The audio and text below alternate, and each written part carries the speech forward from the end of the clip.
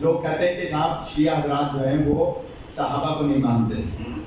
میں 10 تک گزارش کرتا ہوں, یہ ویڈیو بھی بنا رہے ہیں اور ویسے تو بڑی ویڈیو نہیں بن رہی, لیکن جو حضرات کیمرے میں بنا رہے ہیں وہ نوٹ کر لیں, جیسے ہم صحابہ کو مانتے ہیں ایسے کوئی مان نہیں سکتا, مگر ہمارے پاس ماننے کا معیار ہے, ہمارے پاس ہر چیز کا معیار ہے. ہم اگر مولا علی کو مانتے ہیں تو بھی کسی معیار پر, صحابہ کو مانتے ہیں تو کسی معیار پر, اور کسی کو نہیں مانتے تو بھی کسی معیار پر. اس لیے کہ صحابہ کے قدموں کی خاک ہماری آنکھوں کا سرما, ان کی نالین ہمارے سر کا تاج. مگر معیار کیا ہے ہمارے پاس؟ معیار ہے محبت رسول. اور محبت کا پتہ خوشی کے موقع پہ نہیں چلتا, محبت کا پتہ غم کے موقع پہ چلتا ہے. ہر اس صحابی کے قدموں کی خاک ہماری آنکھوں کا سرما جو ہمیں رسول کے جنازے میں نظر آئے.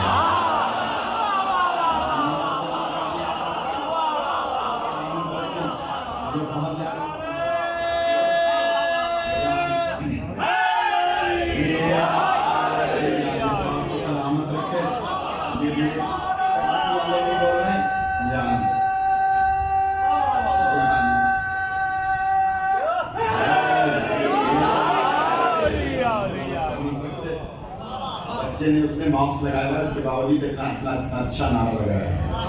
تو جنہوں نے باکس نہیں لگائے ہیں وہ جواب ایسے ہی اچھا دیں.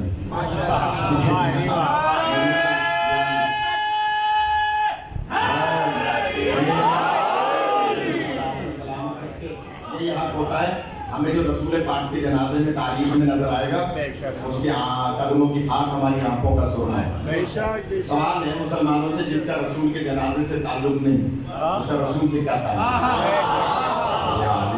آسان الفاظ میں صبح کی بات دوہرا رہا ہوں, آدھا گھنٹہ زیادہ پڑھ لوں گا لیکن دوہرانے دیں مجھے. جناب رسول پاک کے جنازے سے جس کا تعلق نہیں ہے اس کا رسول سے کیا تعلق ہے, اور جس کا رسول پاک سے تعلق نہیں اس کا اسلام سے کیا تعلق ہے, اور جس کا اسلام سے تعلق نہیں اس کا شیعوں سے کیا تعلق ہے. جلدی سے جملہ کہہ دیا.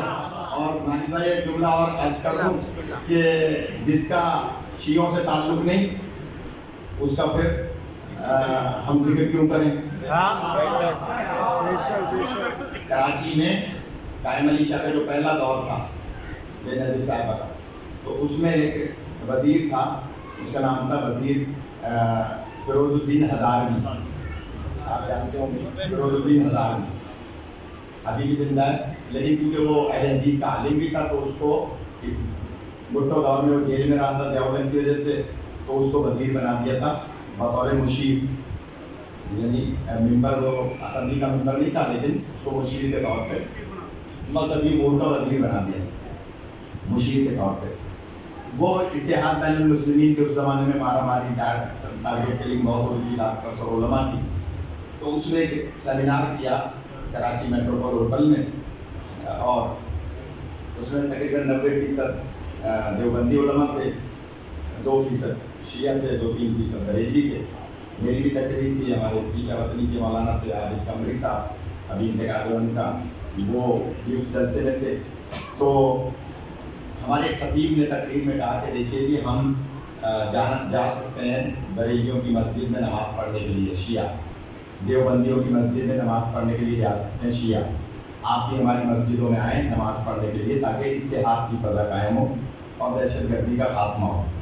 اب بھی آج کل بھی کراچی میں باقاعدہ پلاننگ کے تحت جو فرقہ واریت کو پھیلایا جا رہا ہے, وہ لوگ جو یزید کے باپ دادا کو ہمیشہ برا کہتے تھے وہ شیعوں کی دشمنیوں میں اچھا کہنے لگے. جو یزید کے باپ دادا کو برا کہتے تھے بریلوی حضرات نہیں مانتے تھے. آپ ابو العلا مودودی کی اٹھا کے دیکھ لیں خلافت و ملوکیت, آپ اور کتابیں اٹھا کے دیکھ لیں کہ جس میں وہ نہیں مانتے تھے یزید کے باپ دادا کو, لیکن اب شیعہ دشمنی میں ماننے پر آ گئے. تو ہم ان سے کہیں گے منیب الرحمان صاحب آپ تو کم از کم بریلوی ہیں, آپ تو لفظ شیعہ کافر کا نعرہ نہ لگوائیں, اس لیے کہ بریلوی حضرات نماز میں درود ابراہیمی پڑھتے ہیں، اور اللہ قرآن میں شیعہ کے ساتھ حضرت ابراہیم کا نام استعمال کر رہا ہے۔ یہاں میں جانا چاہ رہا ہوں وَإِنَّ مِن شِيَّةِ اللَّهِ إِبْرَاهِيمَ، کہ ابراہیم شیعوں میں سے تھے۔ اس کا مطلب یہ ہوا کہ اگر لفظ شیعہ کے ساتھ کافر کا لفظ لکھتے ہیں اور پھر درود ابراہیمی پڑھتے ہیں تو نماز ادا ہی نہیں ہوگی، قبول ہونا تو دور کی بات ہے۔ اس لیے منیب الرحمان صاحب کو ہم مشورہ دیں گے، ان کو وہاں لوگ مشورہ دے دیتے مولانا شہنشاہ کے خلاف۔ آپ نے وہ کلپ دیکھا ہوگا کہ مولانا شہنشاہ کے خلاف، کیونکہ وہ زیادہ جوابات دیتے ہیں، زیادہ سوشل میڈیا پہ آتے ہیں، اس لیے ان کے خلاف بات کر رہے تھے۔ تو آپ کے کہنے سے کچھ نہیں ہوگا، جو اصلی ہوتا ہے وہ اصلی ہوتا ہے، جو نقلی ہوتا ہے وہ نقلی ہوتا ہے۔ کا پتہ نہیں ہوتا، وہ وہی ہوتے ہیں۔ میں اس لیے تو کہا کرتا ہوں کہ جب مولا علی علیہ السلام جنگ میں جاتے تھے تو رجس پڑھتے تھے، اور رجس میں کہتے تھے انا علی ابن ابی طالب، میں ابو طالب کا بیٹا ہوں۔ کیوں رجس پڑھتے تھے؟ کیونکہ وہاں سے آنے والا بھی رجس پڑھتا تھا کہ میں فلاں ابن فلاں کا بیٹا ہوں۔ یہاں سے جا کر اپنے بابا کا نام لے کر بتاتے تھے کہ اگر تم اصلی ہو تو اپنے باپ کا نام لو۔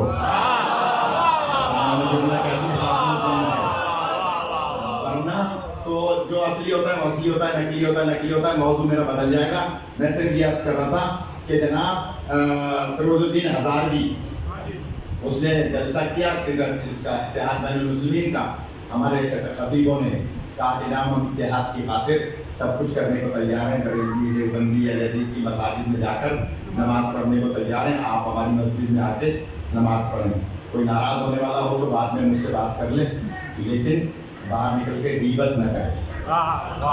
میں جو جملہ کہنے جا رہا ہوں وہ جملہ یہ ہے کہ جب تقریر ہو گئی، سب تقریر ہو گئی، فیروز الدین ہزاروی کی آخری تقریر تھی، وہ آ گیا تقریر کرنے، تو اس نے کہا کہ بھائی اتحاد ایسے نہیں ہوگا جیسے شیعہ خطیب نے کہا ہے کہ ہم مسجد میں جائیں وہ مسجد میں آئیں۔ وہ کہنے لگے اتحاد کے لیے میں آپ کو ایک طریقہ بتاتا ہوں۔ اب وہ وزیر بھی تھا اور اس سے ہم مسلک 90-92% لوگ بھی تھے وہاں، تو اس نے کہا میں مشورہ دیتا ہوں کہ آپ صحابہ کرام کے فضائل پڑھیے اپنی مجلسوں میں۔ مشورہ کیا تھا؟ آپ بتانے میں بھی ڈر رہے ہیں، میں تو لائف کر رہا تھا۔ کہہ رہے ہیں کہ آپ فضائل پڑھیے، صحابہ کرام رضوان اللہ علیہم اجمعین کے۔ میں فضائل پڑھتا ہوں حسنین کریمین کے، وہ کہہ رہا ہے وزیر، اور میں فضائل پڑھتا ہوں سیدۃ النساء العالمین کے، اور آپ فضائل پڑھیے امہات المومنین کے۔ یہ مشورہ دیا۔ آپ کے یہاں تو سکتا ہے، وہاں تو اس کو داد دیتے تھے لوگ، وہاں 92% لوگ داد دے رہے تھے کہ بڑا اچھا مشورہ دیا ہے کہ آپ شیعوں کو مشورہ دے رہے ہیں کہ آپ فضائل پڑھیے صحابہ کرام کے اپنی مجلسوں میں، اور میں فضائل پڑھتا ہوں حسنین کریمین کے، اور آپ فضائل پڑھیے امہات المومنین کے، میں فضائل پڑھتا ہوں سیدۃ النساء العالمین کے۔ یہ اب اس کی آخری تقریر تھی، صدارتی تقریر تھی۔ یہ کہہ کے وہ ہم پہ روک ڈال کر اور ختم کرنے والا تھا۔ میں نے دل میں نعت علی پڑھی، بہت سارے ہمارے یہاں بھی بعض لوگ کہتے ہیں کہ نعت علی کی سند کیا ہے۔ میں ان سے کہا کرتا ہوں بنو امیہ نے، بنو عباس نے، ہلاکو خان نے ہماری کتابیں دریا برد کرا دی، جلوہ کے راکھ ڈلوا دی۔ آپ نعت علی کی سند نہ ڈھونڈیں، مشکل میں پڑھ کر دیکھیں۔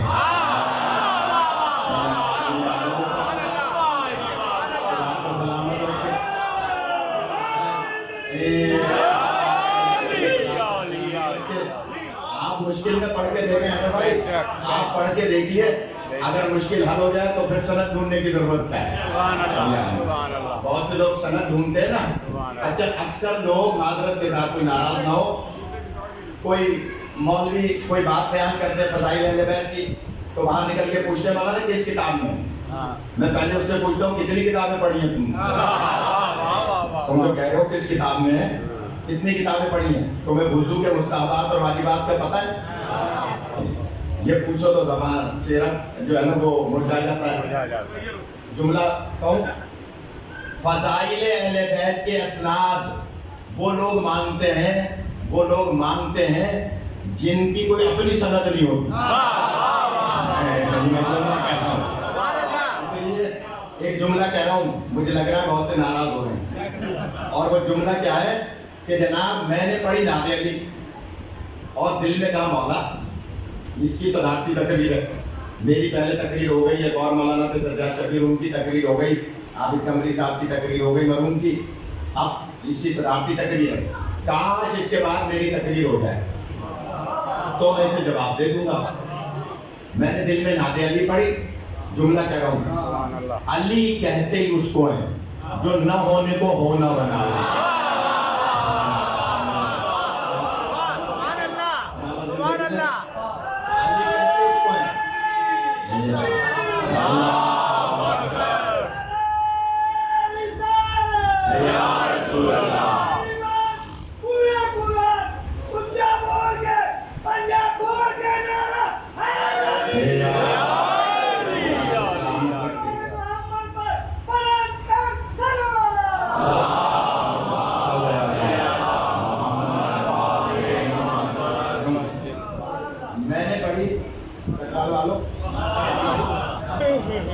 اور لاہور والوں کیا پڑھا نعت علی.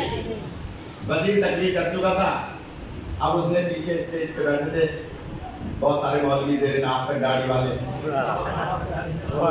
بزرگ بیٹھے اہل حدیث کے, پیچھے دیکھنے لگا. دیکھتے دیکھتے دیکھتے میرے اوپر نگاہ رک گئی. مجھ سے کہنے لگا میں مولوی اور نقوی سے کہوں گا کہ وہ آ کر دعا کرا دیں.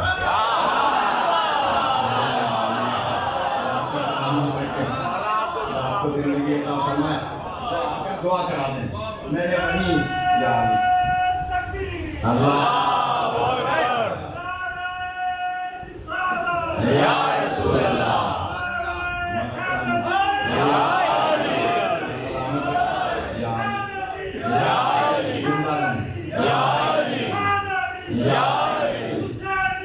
زندہ باد زندہ باد مرد آباد مرد آباد.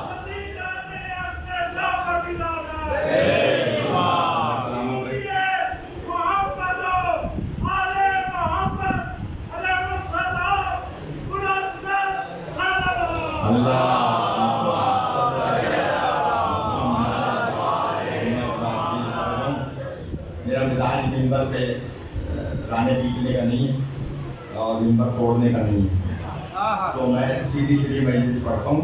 اگر آپ تک بات پہنچے تو جیسے آپ سن رہے ہیں یہ آپ کا حسن سماعت ہے. میں جملہ کہہ رہا ہوں, جیسے اس نے کہا کہ آ کے دعا کرا دیں, میں نے مولانا کا شکریہ ادا کیا اور آگے گا اس پہ. میں نے کہا صاحب وزیر صاحب نے بہت اچھا مشورہ دیا ہے اور یہ مشورہ اچھا ہے. انہوں نے کہا کہ میں 2 ہاتھ آگے بڑھ رہا ہوں اتحاد میں, تو میں 4 ہاتھ آگے بڑھ رہا ہوں. میں اتحاد میں 4 ہاتھ آگے بڑھ رہا ہوں. میں نے کہا وزیر صاحب نے فرمایا کہ وہ حسنین کریمین کا تذکرہ کریں گے اپنی محفلوں میں اور وہ معصوم عالم کا تذکرہ کریں گے اپنی محفلوں میں, اور ہمیں مشورہ دے رہے ہیں کہ آپ فضائل پڑھیں, فضائل پڑھیں صحابہ کرام رضوان اللہ علیہ مجمعین کے, اور فضائل پڑھیں امہات المومنین کے.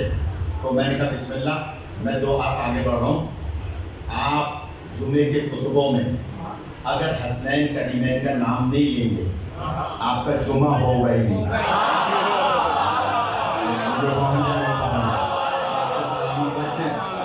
آپ کسی بھی مسجد کے باہر جمعے کے دن دیکھ لیجیے گا کہ لاؤڈ اسپیکر پہ آواز آ رہی ہوگی, جو خطبہ دیتا ہے مولوی صاحب کسی بھی مسلک کا ہو. حتیٰ کہ میں ماشاءاللہ 21 حج کر چکا ہوں, وہاں پر خانہ کعبہ میں بھی جو نماز پڑھاتا ہے وہ خطبے میں حسنین کریمین کا نام ضرور لیتا ہے. کیوں لیتا ہے کہ کوئی بھی کسی بھی مسلک کا ہو, دیوبندی بریلوی اہل حدیث, اسے حسنین کا نام خطبے میں لینا ہے. باقی جس کا لے لیکن حسنین کے لے گا, اگر نہیں لے گا تو خطبہ نہیں ہوگا, نماز نہیں ہوگی. تو میں نے کہا آپ کو تو حسنین کریمین کے نام لینا پڑے گا ورنہ آپ کی نماز نہیں ہوگی. آپ کو معصوم عالم کے فضائل پڑھنے پڑیں گے ورنہ اجر رسالت ادا نہیں ہوگا. میں نے جملہ کہہ دیا, اگر نہ آپ کو حسنین کریمین کے فضائل بھی پڑھنے پڑیں گے ورنہ جمعہ نہیں ہوگا. معصوم عالم کا تذکرہ بھی آپ کی مجبوری ہے, اللہ نے آپ کو پابند کر دیا ہے. हाजिर रिसालत का हुक्म दे के अपने हबीब को कि अपनी उम्मत से मांगो, और हाजिर रिसालत का मतलब ही जनाब सैयदा से मोहब्बत है, तो वो आपको करना पड़ेगा, ये आपकी मजबूरी है। मैं 2 हाथ आगे बढ़ाऊं, अगर आप कह रहे हैं तो मैं 4 हाथ आगे बढ़ाऊं। इत्तेहाद तब होगा, मैं देखूं बाहर जो हजरात खड़े हैं वो कैसे सुनते हैं, अंदर वाला कोई नारा नहीं लगाएगा, देखें बाहर वाले कैसे लगाते हैं। मैं जुमला कह रहा हूँ और सच्चा बात क्या है, मैंने कहा वजीर साहब मैं 2 हाथ नहीं 4 हाथ आगे बढ़ रहा हूँ। मैं शिया कौम की नुमाइंदगी करते हुए हजरत मोहम्मद इब्ने अबी बकर के कातिलों पे लानत करता हूँ।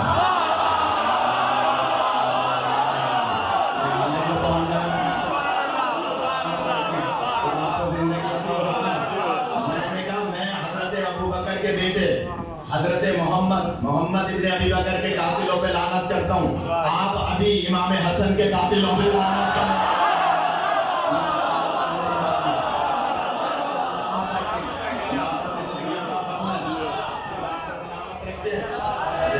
बड़ी मेहरबानी।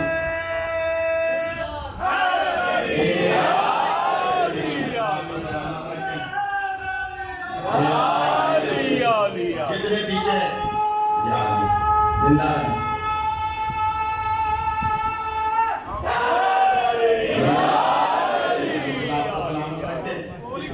जितने पीछे अहले हदीस और देवबंदी उलमा बैठे थे वो सब के सब उनका चेहरा मुतगय्यर। पहले जब बात की थी तो आप दाद नहीं दे रहे थे, वो दाद दे रहे थे।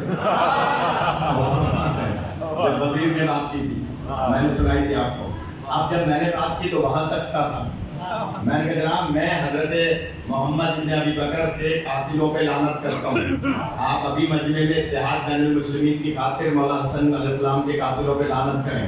मैंने कहा वजीर साहब मैं अभी अभी उम्मुल मोमिनीन बीबी आयशा के कातिलों पे लानत करता हूँ।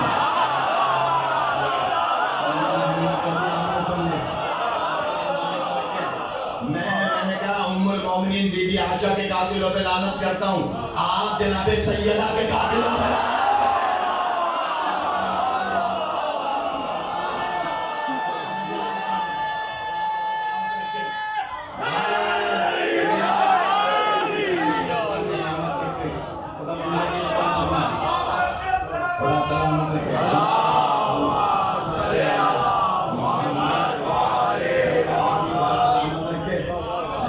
इत्तेहाद कायम करना है तो फिर ऐसे कायम होगा। आप कहें कि साहब आप तस्करा करेंगे तो तस्करा तो आपको करना है, मजबूरी है। मैंने कहा हर उस सहाबी के कदमों की खाक हमारी आंखों का सुरमा जो हमें रसूल के जनाजे में नजर आए। जल्दी से जुमला दोहरा रहा हूँ और वो जुमला ये है कि जनाब जब वहाँ सकता था, बाद में सबके सब चाय पे बैठे तो वजीर चाय मेरे कप में निकाल रहा था तो हाथ कांप रहा था। मुझसे कहने लगा कि एक सबक तो हमें मिल गया। मैंने कहा वो क्या? कहने लगे अपनी तकरीर के बाद किसी शिया को मौका नहीं देना।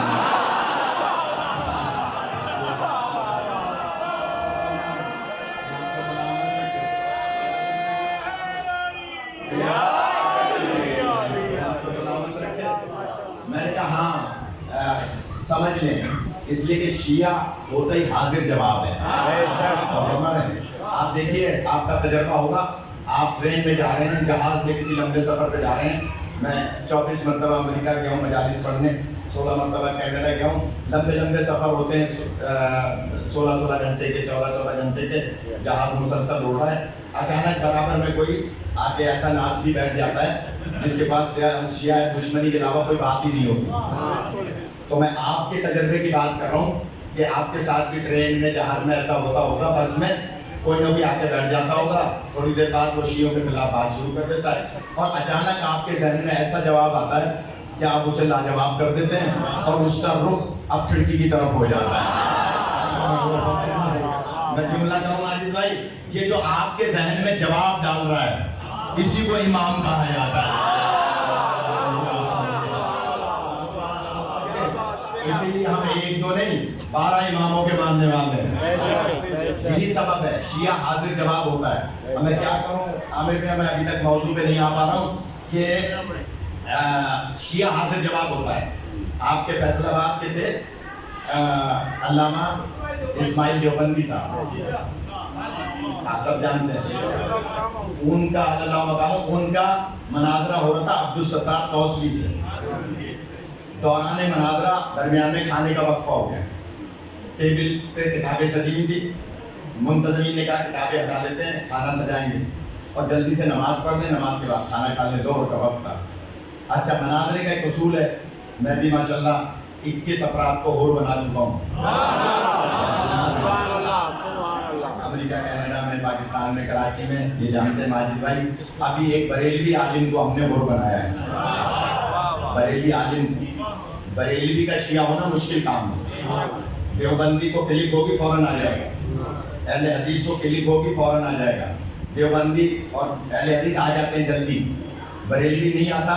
وہ کہتا ہے میں بھی یا رسول اللہ کہتا ہوں، آپ بھی یا علی کہتے ہیں، ہم اور آپ میں کوئی فرق تو ہے نہیں. اس لیے وہ جلدی نہیں آتے جب تک کہ ان کو کوئی بہت بڑی بات کلک کرے. غور کیجیے گا. تو الحمدللہ 21 افراد کو حور بنا چکا ہوں. فہرست موجود ہے، لسٹ موجود ہے، نام موجود ہے، کسی کو چاہیے تو ایڈریس موجود ہے. میں عرض کر رہا تھا اسماعیل دیوبندی صاحب کیونکہ مناظرے کے عالم تھے، کتنے لوگوں کو انہوں نے حور بنایا، تو وہ مناظرہ ہو رہا تھا. مناظرے کا اصول یہ ہے، کیونکہ میں نے اس لیے یہ جملہ کہا کہ مناظرے کا طالب علم ہوں میں، کہ اصول یہ ہے کہ اگر کوئی غصے میں آ جائے تو پوائنٹس کٹ جاتے ہیں. جو غصے میں آ جائے مد مقابل اس کے پوائنٹس کٹ جاتے ہیں. جو منصف ہوتا ہے، فیصلہ کرنے والا ہوتا ہے، وہ پوائنٹ کاٹ لیتا ہے. ادھر سے تھا عبدالستار توسوی، اس نے ان کو غصہ دلانے کے لیے ایک جملہ کہا. ابھی ٹیبل پہ کھانا سجا نہیں تھا، پلیٹیں ڈالا کے رکھنے والے تھے، کہ اس نے غصے میں کہا اسماعیل صاحب جلدی سے بتائیں غصہ دلانے کے لیے کہ شیعہ اور سور میں کیا فرق ہے. میں جیسا ہوتا تو تماچا مار دیتا. دیکھیں وہ اسماعیل صاحب تھے، اسماعیل صاحب تھے، انہوں نے کچھ بھی نہیں کہا، مسکرا کے ٹیبل کو ناپنا شروع کر دیا.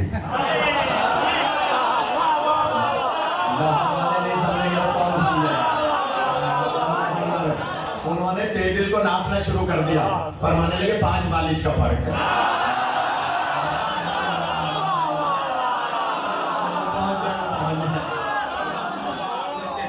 خدا آپ کو زندگی عطا فرمائے. اب جنہوں نے داد نہیں دی وہ سمجھے نہیں، تو مجھے تشریح کرنی پڑ رہی کہ جناب اس کا کیا مطلب 5 بالش کا فرق. اسماعیل صاحب فرمانے لگے مجھ سے کیا سمجھ کے مناظرہ کرنے آئے؟ شیعہ سمجھ کا. پھر سوال کیا تھا؟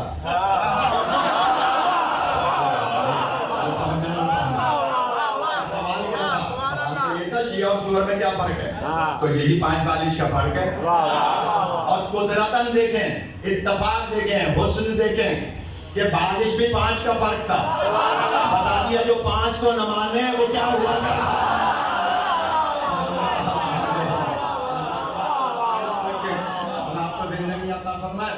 تو شیعہ حاضر جواب ہوتا ہے.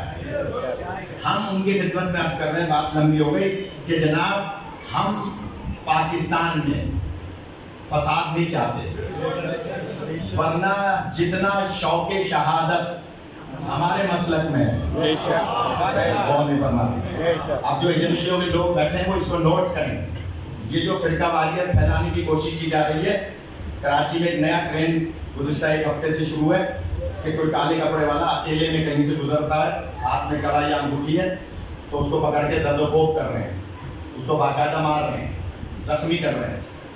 یہ ابھی جو ریلیاں نکلی، ایک منیب الرحمان کی نکلی، ایک اس سے پہلے نکلی، دونوں ریلیوں میں جو درمیان میں امام بارگاہ آ رہے تھے ان پہ پتھراؤ بھی کیا اور نعرے بازی بھی کی، شیعہ کافر کے نعرے بھی لگائے. ہم یہاں جتنے بھی لوگ ایجنسیوں کے آئے ہوئے ہیں، میں ان کو دعا بھی دے رہا ہوں اور ان کے ساتھ ایک گزارش کر رہا ہوں کہ وہ ہمارا یہ پیغام پہنچائیں اسلام آباد تک اور لاہور تک اور ہر گورنر تک، وزیر اعلیٰ تک، کہ شیعہ کبھی پیٹ سے بم باندھ کے کسی کے لیے نہیں جاتے. کیونکہ ہمارے مراجع اعظام نے ہمیں اس کی اجازت نہیں دی ہے. کیوں نہیں دی ہے؟ جملہ کہہ دوں، اس لیے نہیں دی ہے کہ ہمارا مرنے والا بستر پہ بھی شہادت کی موت مرتا ہے. من مات علی حب آل محمد مات شہیدا. لہذا ہمیں پیٹ سے بم باندھ کے کسی کو مارنے کی ضرورت نہیں ہے. اگر اس ملک میں آپ امن و امان چاہتے ہیں, ہم صبر کا دامن نہیں چھوڑیں گے, لیکن یہ جو چیزیں شروع ہو رہی ہیں, اگر یہ جوابی کارروائیاں شروع ہو گئی تو کہاں جائے گا ملک؟ لہذا مہربانی کر کے ہمارے صبر کو کمزوری نہ سمجھیں. ہمارے اللہ نے ہمیں زبان بھی دی ہے, ہمیں قوت بھی دی ہے, شوق شہادت بھی دیا ہے. لہذا اس کو سنبھالیں. خاص طور پہ میں آرمی چیف سے گزارش کروں گا, التماس کروں گا کہ وہ اس کو دیکھیں کہ جناب یہ ایک کس طرف جا رہی ہے بات. اس لیے کہ ہم کسی کے خلاف بات نہیں کرتے, ہم تو فضائل اہل بیت پڑھتے ہیں. فضائل اہل بیت میں اگر آپ کو کوئی ایسی چیز نظر آ رہی ہے تو پھر دال میں کالا ہے. اگر دال میں کالا ہے تو ہم کیا کر سکتے ہیں؟ آپ اگر توہین کریں گے اہل بیت کی تو پھر ہم زبان رکھتے ہیں بڑوں بڑوں کے پول کھولنے کے لیے. لہٰذا مہربانی کر کے یہ ویڈیو بن رہی ہے, آپ لوگ نوٹ کریں کہ اس چیز کو سنبھالیں. حکومت, وزیر اعظم اس چیز کو سنبھالیں کہ یہ فرقہ واریت نہ پھیلے. بس اللہ نے انتخاب کیا ہے قرآن مجید میں, ایک آدم علیہ السلام کا, ایک نوح علیہ السلام کا. پڑھو کچھ موضوع پہ, پورا آدھا گھنٹہ ہو گیا میرا موضوع شروع نہیں کر پایا. اور دوپہر کو یہی ہوا تھا کہ بات موضوع پہ زیادہ نہیں آئی. اگر اجازت ہے حضور تو میں چاہ رہا ہوں, اللہ فرما رہا ہے ان اللہ اصطفیٰ آدم, بے شک ہم نے آدم کو منتخب کیا, ونوحًا اور نوح کو چنا, وآل ابراہیم اور ابراہیم کی آل کو چنا, وآل عمران اور عمران کی آل کو چنا. الل لاہور نہیں, الل چکوال نہیں, الل میرپور خیرپور نہیں, الل عالمین. آپ کا اور میرا انتخاب ہوتا ہے ایک حلقے کے لیے, ایک صوبے کے لیے, ایک قومی اسمبلی کے لیے. اللہ انتخاب کر رہا ہے عالمین کے لیے. ماننا پڑے گا جیسا میں ہوں ویسا میرا انتخاب ہے, جیسا اللہ ہے ویسا اس کا انتخاب ہے. قرآن کی آیت ہے سورہ آل عمران کی. اللہ فرما رہا ہے کہ میں نے آدم کو چنا, منتخب کیا, ونوحًا اور نوح کو چنا. آدم کے ساتھ اللہ نے آل کیوں نہیں لگایا؟ سبھی آدم کے اولاد, آدم علیہ السلام سے لے کر اور پھر عیسیٰ علیہ السلام تک جتنے بھی انبیاء ہیں ساری حضرت آدم کے اولاد. تو اللہ نے نس قائم کیوں نہیں کی, ان اللہ اصطفیٰ آل آدم کیوں نہیں فرمایا؟ جملہ کہہ دوں, اللہ جانتا تھا 1400 سال کے بعد کم سے کم پاکستان میں کچھ لوگ دیواریں کالی کریں گے اور کہیں گے کہ صاحب سب برابر ہیں. اللہ نے قرآن میں نس قائم کر دی کہ جب آدم کی اولاد سب برابر نہیں ہے تو صحابہ سب برابر کیسے ہو گئے؟ آدم کی اولاد برابر نہیں ہے, انبیاء برابر نہیں ہے. بعضهم علی بعض, کہ ہم نے بعض کو بعض پر فضیلت عطا کی. کیا کہا؟ ان اللہ اصطفیٰ آدم, بے شک ہم نے بس آدم کو چنا, ونوحًا اور نوح کو چنا. نوح کے ساتھ بھی آل کا ذکر نہیں ہے. میں نے صبح ایک جملہ کہا تھا, اجازت دے تو دوہرا دوں. آدم کا انتخاب کیا اللہ نے, اعلیٰ آدم نہیں, اس لیے کہ آدم کے بیٹوں میں قاتل موجود ہے. اللہ بتانا یہ چاہتا ہے کہ میں قاتلوں کا انتخاب نہیں کرتا, جو کسی کو ناحق قتل کرے. ایک زمانے جملہ کہہ دوں, وہاں تو صبح بڑا پک کیا تھا, میں دیکھوں یہاں کیسے ہوتا ہے. نہ میں کسی ناحق قتل کرنے والے کا انتخاب کرتا ہوں, نہ میں ایسے کا انتخاب کرتا ہوں کہ جو تلوار اٹھا کے قتل کرنے جائے اور بہن کے کہنے سے واپس آ جائے.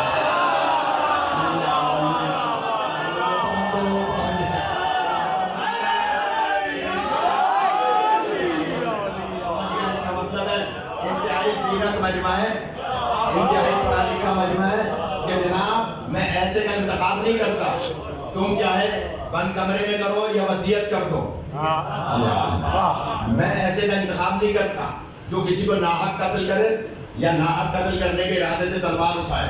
ارادہ قتل بھی قتل میں شمار ہوتا ہے, وکلا جانتے ہیں. اس کا مطلب کیا ہوا کہ اللہ نے بتا دیا کہ میں نے آدم کا انتخاب کیا، نس قائم نہیں کی، اعلیٰ آدم نہیں کہا، ونوحً، اور نوح کے ساتھ بھی اعلیٰ نوح نہیں کہا. کیوں؟ اب جو باہر کھڑے ہیں ان کے لیے جملہ ہے، اس لیے کہ نوح کا بیٹا اپنے بابا نبی کو چھوڑ کر پہاڑ پہ چڑھ گیا تھا. تو اللہ بتا رہا ہے قرآن میں سورہ آل عمران میں کہ میں قیامت تک نس قائم کر رہا ہوں، نہ میں قاتلوں کا انتخاب کرتا ہوں، نہ نبی کو چھوڑ کے پہاڑ پہ جانے والوں کا انتخاب کیا.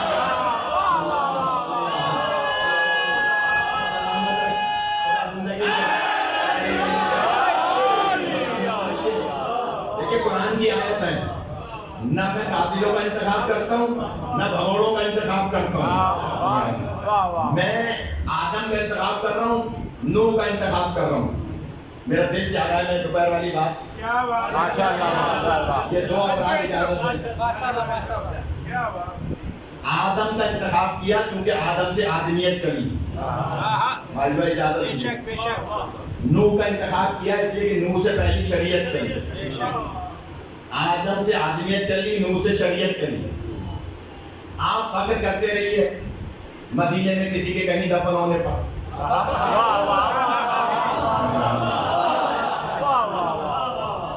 گھبرائیے نہیں، دلیل سے بات.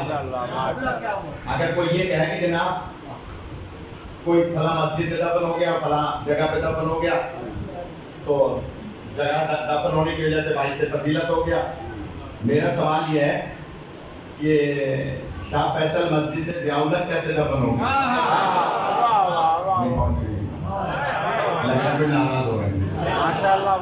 شاہ فیصل مسجد میں ضیاء الحق کیسے دفن ہو گیا؟ بھائی اسی میں دلیل سمجھ لیجیے گا، میں کھل کے بات نہیں کر سکتا. ضیاء الحق مسجد میں دفن ہوا کہ حکومت اس کی تھی. اب کوئی بھی کہیں دفن ہو جائے سمجھ لے حکومت ان کی تھی.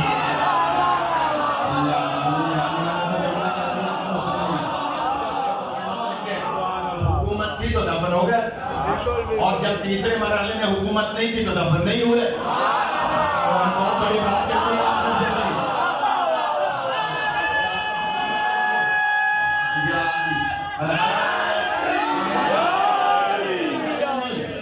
لہذا آپ کہتے ہیں جو چاہیں کہیں، آپ جتنی چاہیں جہاں چاہیں فضیلتوں کے انبار لگا دیں، کیا فرق پڑتا ہے. لیکن آئیے ذرا نجف اشرف،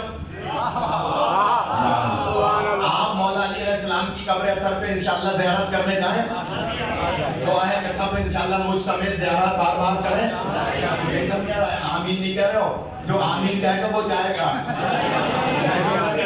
جناب انشاءاللہ آپ زیارت پہ جائیں، ہم زیارت پہ جائیں، خواتین بہنیں سب زیارت پہ جائیں. جب آپ نجف اشرف میں جائیں گے، مولا کے دروازے پہ کھڑے ہو کے زیارت پڑھیں گے، تو زیارت آپ ایک مولا کی نہیں پڑھیں گے، 3 زیارتیں پڑھیں گے. کیونکہ مولا کی زری کے اندر، سونے کی جالی کے اندر ایک طرف آدم کی قبر ہے، ایک طرف نوح کی قبر ہے.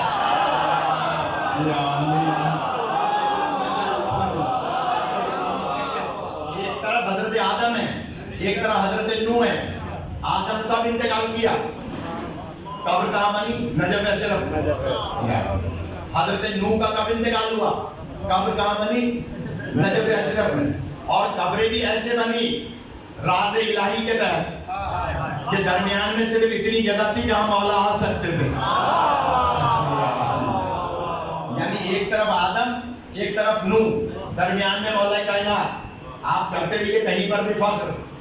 ہمارا عقیدہ تو یہ ہے جو زیارت عاشورہ پڑھتا ہے وہ 3 دن جو مسلسل زیارت عاشورہ پڑھ لے زیر آسمان، وہ جب مرے گا کہیں بھی دفن ہو جسم سمیت کربلا منتقل ہو جاتا ہے. یہ مستند روایت ہے. جسم سمیت کربلا چلا جاتا ہے، اور کربلا میں کوئی دشمن اہل بیت دفن ہو جائے، وہ 3 دن کے بعد جسم سمیت وادی برہوت چلا جاتا ہے. اب آپ قیاس کر لیجئے کسی بھی جگہ دفن ہونے والے کسی پر بھی کہ جناب مولا علی کی ایک طرف جناب آدم ہے، دوسری طرف حضرت نوح ہے. اب بہت بھاری جملہ کہہ رہا ہوں، اس پہ اگر باہر والے نہیں جانیں گے تو مجھے دکھ ہوگا. پہلا جملہ ہے آدم سے آدمیت چلی، نوح سے شریعت چلی. آدم کا اس لیے اللہ نے آیت میں تذکرہ کیا آدم سے آدمیت چلی، آدم کی اولاد نسل آدم، نوح پہلی شریعت کے حامل ہیں. جملہ دہرانا، آدم سے آدمیت چلی، نوح سے شریعت چلی. آدمیت اور شریعت جس کا طواف کرتی نظر آئے اسے علی کہا جاتا ہے.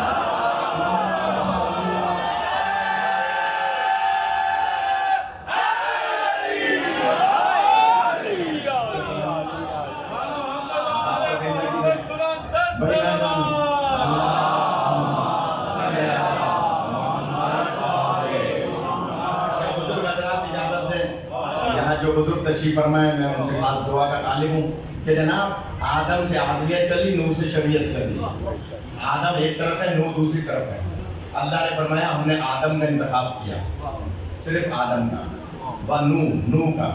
پھر آگے کیا فرمایا؟ وآل ابراہیم، ابراہیم علیہ السلام کی آل کا انتخاب ہوا. کیوں؟ آل کا انتخاب اسی کا ہوگا جس کا اللہ نے امتحان لیا ہوگا. حضرت ابراہیم علیہ السلام کا امتحان کیسا تھا کہ حضرت ابراہیم علیہ السلام کی کئی امتحانات تھے. ایک بتوں کو توڑنے والا امتحان تھا. پڑھے لکھے حضرات ہیں، ہمارے یہاں کوئی بھی جاہل نہیں ہوتا ہے. ہمارے یہاں کوئی مدرسے اسکول میں نہ بھی پڑھاؤ تو بھی جاہل نہیں ہوتا. اس لیے کہ نبی نے فرمایا ہے جاہل وہ ہوتا ہے جو عدم معرفت امام رکھتا ہے. جو امام کی معرفت نہیں رکھتا وہ جاہل ہوتا ہے. پھر ایک جملہ آپ کی خاموشی کو دیکھ کر مجھے جگانا آتا ہے. ایک ہوتا ہے جاہل، جیم الف ہا لام جاہل. ایک ہوتا ہے جاہلیت. جاہل وہ ہوتا ہے جو جانتا نہ ہو، پڑھا لکھا نہ ہو. گزر رہا راستے سے کوئی پیپر پڑھا ہے، اخبار، آج کل اخبار میں آیتیں لکھ دیتے ہیں. کوئی آیت لکھی ہوئی ہے، اس کی سمجھ میں نہیں ہے، اس نے پیر رکھ دیا. پیچھے سے آپ میں سے کوئی گزر رہا تھا، آپ نے اس کو ڈانٹا، عقل نہیں، دیکھو کیا لکھا ہوا ہے، تم نے اس پہ پیر رکھ دیا. اس نے ہاتھ جوڑ کے کہا کہ میں پڑھا لکھا نہیں ہوں، مجھے نہیں پتا تھا کیا ہے. ہاتھ اٹھا کے چوما، آپ سے بھی معافی مانگی، اللہ سے بھی معافی مانگی، اس کو چوم بھی لیا. تو اس کا مطلب یہ ہوا کہ یہ جانتا نہیں ہے. جو جانتا نہیں ہے وہ جاہل ہے. جملہ کہوں گا میں، دیکھیں کیسے قدر کرتے ہیں. اور آئندہ کبھی کا وعدہ اسی جملے پہ ہوگا. اگر کبھی آئندہ عامر میاں نے یا کسی نے حکم دیا تو اس جملے سے دیکھوں گا میں کہ مجھے پڑھنا ہے یا آئندہ نہیں. جملہ کہہ رہا ہوں، جاہل وہ ہوتا ہے جو جانتا نہیں ہے. جاہلیت میں وہ مبتلا ہوتا ہے جو جان کے مانتا نہیں ہے. پہنچ گئے آپ. اس کا مطلب ہے جاہل وہ ہے جو جانتا نہیں ہے. جاہلیت میں وہ مبتلا ہے جو جان کے مانتا نہیں ہے. آپ مجھے بتائیں ذاکر نائک جانتا ہے کہ نہیں جانتا حسین کون ہے؟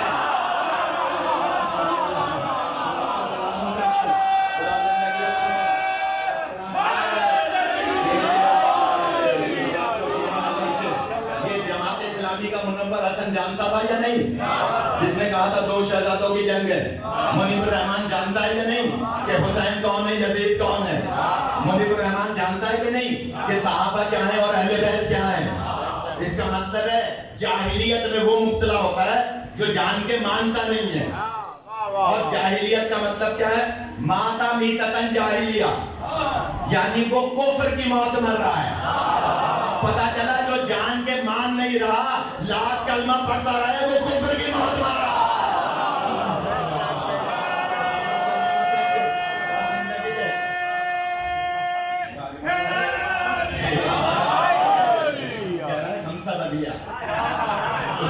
مولا سلامت رکھے، اللہ آپ سب کو عزت دے.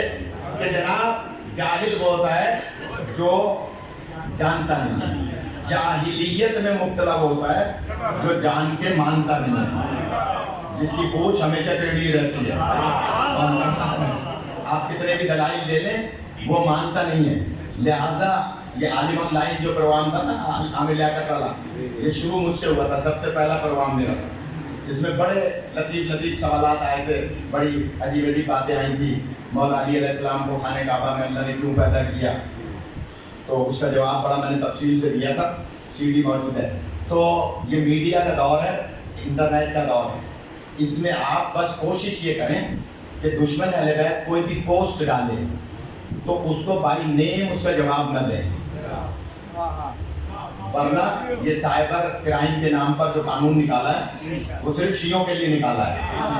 غور نہیں فرمایا. یہ قانون اوروں کے لیے نہیں ہے. وہ کیا کیا کہہ رہے ہیں, کیا کیا بکواس کر رہے ہیں, کیا کیا بیوی کی شان میں گستاخی کر رہے ہیں, کیا کیا وہ بول رہے ہیں, تو کوئی سائبر کرائم یا کیمرہ اس کے اوپر اس کی جون نہیں رہی ان کے سر پہ. لیکن اگر شیعہ بچہ کوئی اس کا جواب دے دے گا تو فوراً ایف آئی آر کٹ جائے گی. تو احتیاط سے, کیونکہ ہم فرقہ واریت پھیلانا نہیں چاہتے, ہم حق بات کرنا چاہتے ہیں اور راستہ دکھانا چاہتے ہیں. اس لیے کہ ہم شیعہ کھلے دل و دماغ کے ہیں. ہم سارے مسلمانوں کو چاہتے ہیں کہ وہ جنت میں جائیں. سب کو ہم مشورہ دیتے ہیں کہ وہ جنت میں جائیں, اور جنت میں جانے کا ایک ہی راستہ ہے جسے کہا جاتا ہے حسنین سے محبت, 12-14 سے محبت, اقلنا آخرنا اوسطنا کلنا سے محبت. یہ جنت کا راستہ ہے. اور میں تو کہا کرتا ہوں, جو حضرات, یہ میں چوک کی تقریر میں بات کرتا ہوں اور مجھے یہ چوکی کا جلسہ لگ رہا ہے, جیسے باہر حضرات تشریف فرمائیں, تو میں ایک جملہ کہہ دوں کہ اگر آپ کو جنت چاہیے اس سے پہلے کی کچھ منازل ہیں, وہ منازل اہل بیت ہی آپ کی طے کرائیں گے. اس میں سب سے پہلی منزل موت اور دوسری ہے قبر. قبر میں اگر آگ سے بچنا ہے, سانپ بچھو سے بچنا ہے, تو ولایت علی کا اقرار کرنا ہوگا.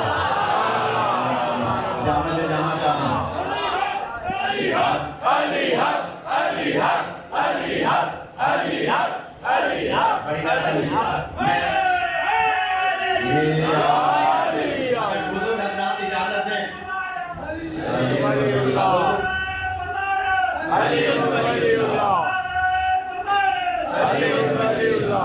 نہیں. علی ولی اللہ, علی ولی اللہ کہنے میں کیا مسئلہ ہے؟ میں دیکھ رہا ہوں بہت سے نہیں, کیا مسئلہ ہے؟ ہم تو کلمے میں پڑھتے ہیں علی ولی اللہ. یہ تو اب 1400 سال کے بعد ملا جا رہا ہے کہ خلیفہ تو بلا فصل کہتے ہیں, ہمیں گالی دے رہے ہیں.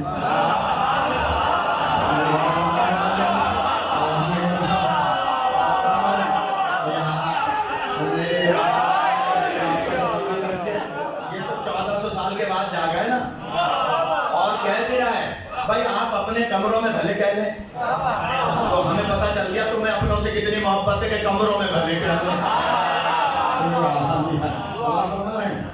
یعنی 1400 سال کے بعد کہہ رہا ہے کہ جناب اپنی بارگاہوں میں, اپنے گھروں میں جو چاہے کر لیں. الگ اعلان مائک پہ خلیفہ تو بلا فصل نہ کہیں. اب پتا چلا تمہیں خلیفہ بلا فصل کا, تو میں کیا کروں. ہم دعوت فکر دیتے ہیں, سب کچھ آپ ہی کی کتابوں سے دیتے ہیں. آیا تھا یا نہیں بیٹا کہ بابا مجھے غلام زادہ کہا ہے؟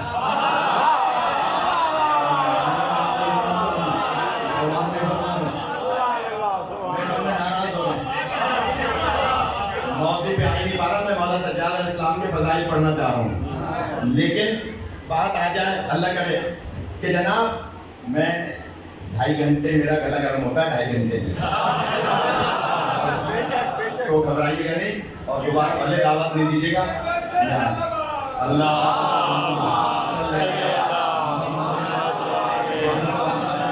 مولا عزت دے کہ جناب میں جملہ کہہ رہا ہوں کہ آیا تھا یا نہیں. اگر اس کو یوں شروع کر لیں, ایک دن 9 محرم کو پروگرام تھا عالم آن لائن, تو میں سکا بنتا ہوں 8 محرم کو.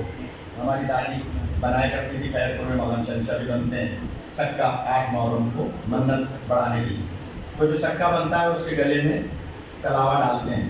کلاوا سمجھے, لال پیلا دوڑا, نانی دادی ڈالتی ہیں, سکا بناتے ہیں, باقاعدہ مشق ہاتھ میں دیتے ہیں سبیل کی, شربت کی, اور وہ لوگوں کو کھلاتے ہیں غازی سرکار کے نام پہ, مراد پوری ہونے پر. وہ کلاوا جو گلے میں ڈلتا ہے وہ 10 محرم کو جب تازیہ جھنڈے ہوتے ہیں تو اس میں ڈال دیتے ہیں, 3 دن کے لیے ڈالتے ہیں. تو 9 محرم تھی اور اس نے لائیو پروگرام کر لیا. ہمیں جا کر میرے ساتھ تھے ایک مولانا شبیر احمد اظہری, جن کی آنکھ پڑکتی تھی, اگر کسی کو یاد ہو تو وہ میرے ساتھ تھے بریلوی میرے ساتھ تھے. تو انہوں نے ہمیں جا کر کے کان میں کہا تھا ان سے پوچھو کہ مولوی ہو کے دھاگوں کا مذہب رکھ, یہ مولوی ہو کے دھاگے گلے میں ڈالیں. اچھا کالا لباس تھا پورا 9 محرم کی, اور وہ صرف کالا یہ کلابہ ہی چمک رہا تھا, تو وہ عجیب سا لگ رہا تھا ان کو, اور ہمارے جو دیکھنے والے تھے وہ خوش ہو رہے تھے کہ یہ مولوی اپنے مسلک کی نمائندگی کر رہا ہے. تو مجھ سے کہنے لگے یہ دھاگے کا کیا مذہب ہے, یہ مذہب تو مولویوں کا تو کم از کم یہ ہوتا ملنگ پہنے تو پہنے. میں نے کہا نہیں, اس کی ایک وجہ ہے. اس کی وجہ یہ ہے کہ پہلے تو ہمارے یہاں کوئی بچہ بیمار ہوتا ہے یا کوئی اپاہج ہوتا ہے یا کوئی مسئلہ ہوتا ہے تو نانی دادی اس کی منت مان لیتی ہیں کہ یہ ٹھیک ہو جائے گا, تو میں اس کو دادی سرکار کے نام پر صدقہ بناؤں گی, تو یہ لوگوں کو پانی پلائے گا, سبیل پلائے گا, شربت پلائے گا, وہ ٹھیک ہو جاتا ہے. تو پھر وہ ساری زندگی یہ کام 8 محرم کو کرتا ہے. تو ایک تو یہ وجہ ہے. دوسری وجہ یہ ہے کہ عرب میں ایک دستور تھا کہ جب کبھی کوئی غلام خریدتے تھے اپنے گھر کے کام کاج کے لیے, آباد کے کام کے لیے, تو جو تگڑا غلام ہوتا تھا, طاقتور ہوتا تھا, جسم والا ہوتا تھا, اس کے گلے میں ایسا دھاگا ڈال دیتے تھے کہ یہ بازار میں جائے تو کوئی اور اس کو دیکھ کر خریدنے کی کوشش نہ کرے. ہم یہ اس لیے 3 دن تک گلے میں ڈالتے ہیں کہ کوئی یزیدی ہمیں خریدنے کی کوشش.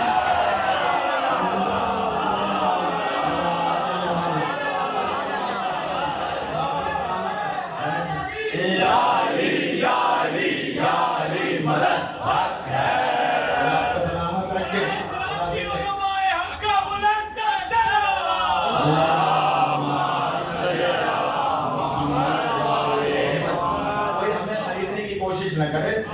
اس لیے عرب کے دستور کے مطابق ہم یہ 3 دن تک گلے میں ڈالے رہتے ہیں کہ جناب ہم بتا رہے ہیں کہ ہم حسین کے غلام ہیں, اور حسین کے ایسے غلام نہیں ہیں, حسین کے ہاتھوں بکے ہوئے غلام ہیں. ہم مولا حسین کے ہاتھوں بکے ہوئے غلام ہیں.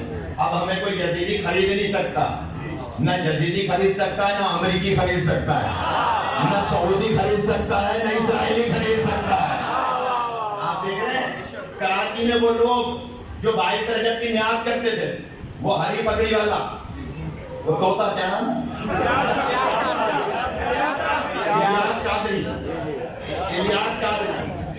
اس کو بھی سعودی عرب نے خرید لیا, اور وہ کہہ رہا ہے کہ حسین نعوذ باللہ کی نماز ہی نہیں ہوئی.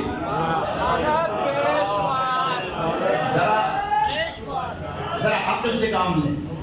ان کے لیے کہہ رہا ہے کہ خون لگا ہوا ہے جن کی نماز نہیں ہوئی, نعوذ باللہ, کیونکہ پیسہ سعودی عرب سے مل گیا. اب وہ اسی کا گن گا رہا ہے جو مولا حسین کے قصیدے پڑھتا تھا, اور وہ آج کل یعنی پیسہ لے کر ایسا کام کر رہا ہے.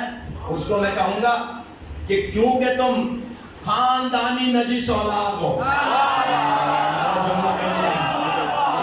آبا و اجداد سے نجس ہو, اور تمہارے بچے بھی نجس ہیں, اس لیے تم مولا حسین کے خون کے بارے میں یہ بات کر رہے ہو. اٹھاؤ, تمہاری کتابوں میں موجود ہے روایت, بی بی ام ایمن آئی تھی اور کہا تھا سرکار میں حسین کو غسل دلا لاؤں پھر آپ کو دوں. آپ نے فرمایا تھا اسے غسل دلانے کی ضرورت ہے. آپ کو سلامت رکھے. جو آیا ہے تخلیق کا مصداق ہے, اس کے لیے تم کہہ رہے ہو کیوں پیسہ مل رہا ہے, تو جو پیسہ لے لیتا ہے وہ بک جاتا ہے. آپ کو کوئی شیعہ بکا ہوا نظر نہیں آئے گا.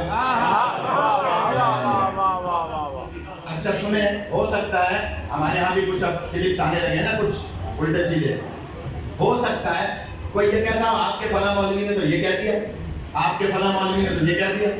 تو ہمارے استاد گزرے ہیں قبلہ مولانا محمد قاسم زیدی علی اللہ مقامہ, استاد العلماء, ان کی کتاب احسن العقائد مدرسوں میں پڑھائی جاتی ہے.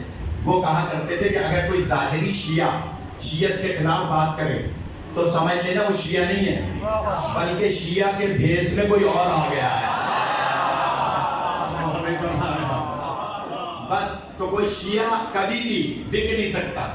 تو میں نے ڈاکٹر سے کہا کہ یہ کلابہ ہم اس لیے ڈالتے ہیں کہ ہم حسین مولا کے ہاتھوں بکے ہوئے ہیں, اور آپ لوگوں کو بتانا چاہتے ہیں. میں نے یہ بات کیوں شروع کی, ایک بہت بڑا مسئلہ حل کرنے جا رہا ہوں.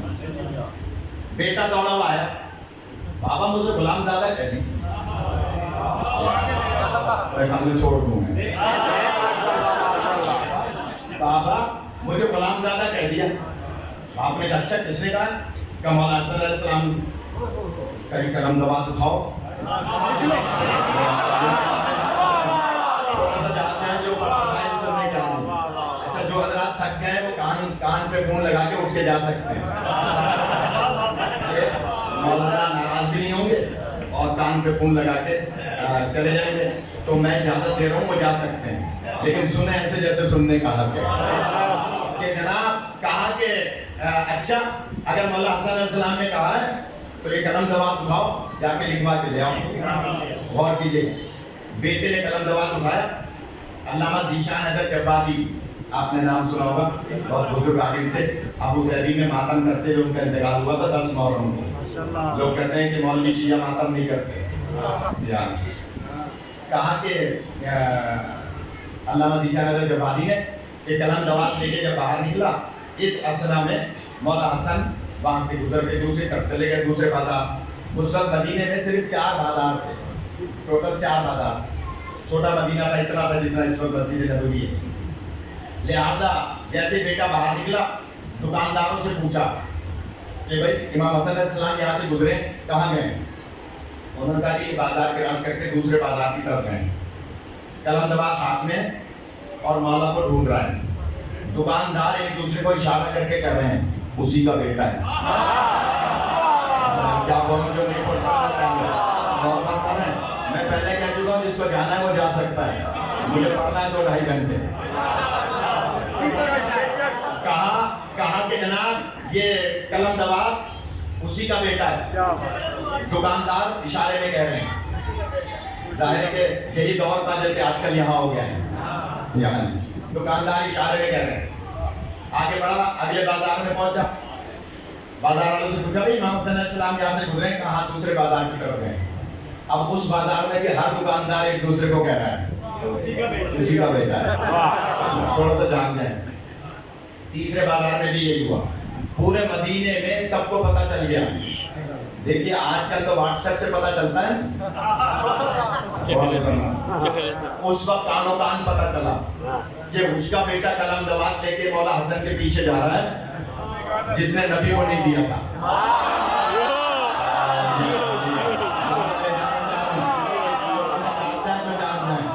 اس کا بیٹا ہے جو لے کر جا رہا ہے. لہذا سب کے سب ایک دوسرے کو اشارے کنایوں میں بنک گویا یہ کمیونیکیشن ہو رہا ہے. جب چوتھے بازار میں پہنچا, انہوں نے کہا روزہ رسول پہ گئے. بہت بھاری جملہ ہے علامہ ذیشان حیدر جبادی صاحب کا, ان کی روح شاد ہوگی جو میں جملہ کہہ رہا ہوں. پیچھے پیچھے بیٹا آ رہا ہے, قلم دوات لیے ہوئے, آشکار کیے ہوئے, ہاتھ میں لیے ہوئے, اور مولانا حسن پہنچے نانا کی قبر پر. جیسے ہی نانا کی قبر پہ پہنچے, پہلے تو نانا کو سلام کیا اور ایک مرتبہ مڑ کے دیکھ کے کہا نانا مجرم پکڑ کے لے آیا ہوں.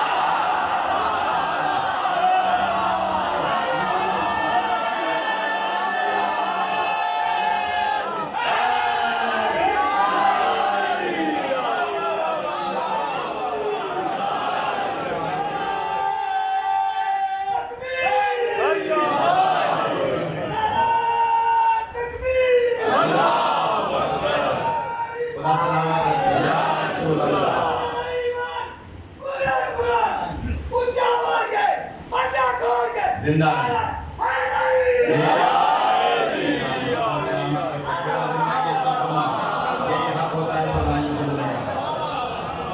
نانا مجرم پکڑ کے لے آیا ہوں. نانا کتنے خوش ہوئے ہوں گے. اسے کہتے ہیں فرزند رسول. اور فوراً نانا کی زیارت کی 2 رکعت نماز شروع کر دی. مولوی ملا کیا کرتے ہیں, اس کی شان کیا ہوگی جسے حسن نے کہہ دیا میں غلام زادہ ہوں, یہ غلام زادہ. بہت بڑے بڑے مسئلے حل کروں گا.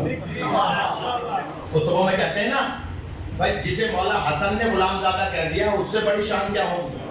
میں چیلنج کر رہا ہوں, یہ بچے ویڈیو بنا رہے ہیں, آئندہ میں پڑھوں تو مجھے بھلے نظر نیاز نہیں دینا, ویڈیو ضرور بنوانا. یعنی اچھی طرح سے ویڈیو جس میں کوئی بات کٹے نہیں. بہت سارے لوگ معذرت کے ساتھ کلپ بناتے ہیں چھوٹی چھوٹی اور اپنے مطلب کی ڈال دیتے ہیں, باقی کاٹ دیتے ہیں. تو معذرت کے ساتھ کوئی ناراض نہ ہو, بات پوری ڈالیے گا کہ ڈالیں گے. کہ جناب کہتے ہیں بھائی مولا حسن علیہ السلام نے جسے غلام زادہ کہہ دیا اس سے بڑا کون باعث فضیلت ہوگا. تو میں چیلنج کر کے بات کر رہا ہوں, آپ کسی کتاب میں دکھا دیں کہ مولا حسن نے لکھ دیا تھا.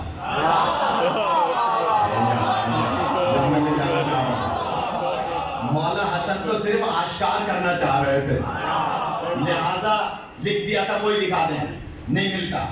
اچھا میں پہلے بتا چکا ہوں کہ کچھ ہوتے ہیں غلام زادے جو محبت میں غلام زادے ہوتے ہیں، سلمان و بوذر و قمبر جیسے،